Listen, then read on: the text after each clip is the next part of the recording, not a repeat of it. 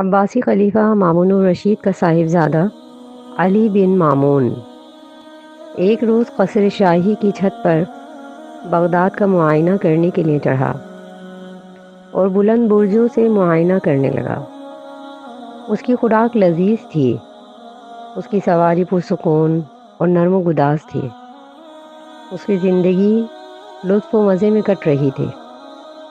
وہ قابل فخر اور خوبصورت لباس زیب تن کرتا، اچھے سے اچھا اور لذیذ سے لذیذ کھانا کھاتا، مگر اس کی زندگی کا یہ پہلا دن تھا کہ اسے بھوک نہیں لگ رہی تھی اور نہ کچھ پینے کی خواہش ہو رہی تھی۔ خلیفہ کا یہ شہزادہ علی شاہی قصر کی چھت سے بازار کے اندر لوگوں کی نقل و حرکت دیکھ رہا تھا۔ شہزادے نے اپنی نظر ایک آدمی پر گاڑی جو اجرت پر باربرداری کا کام کر رہا تھا۔ اس کے اوپر صلاح اور نیکی اور تقوی و پرہیزگاری کے آثار نمایاں تھے۔ اس کے مونڈوں پر بوریاں یا سامان لدا ہوا تھا۔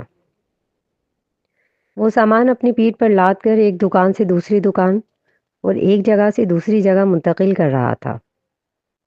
شہزادہ علی اس محنت و مشقت کرنے والے بار بردار قلی کی حرکات و سکنات کا بغور معائنہ کر رہا تھا۔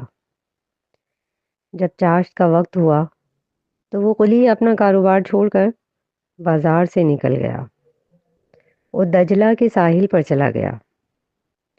وہاں اس نے دجلہ کے پانی سے وضو کیا، 2 رکعات نماز پڑھی اور اپنے ہاتھ اٹھا کر اللہ کے دربار میں دعائیں کرنے لگا کہ پاک ہے وہ ہستی جو ہماری ہمیشہ کی لغزشوں سے درگزر فرماتا ہے، اور جب کبھی بندہ لغزش کرتا ہے اور توبہ کرتا ہے تب اللہ اسے معاف فرما دیتا ہے۔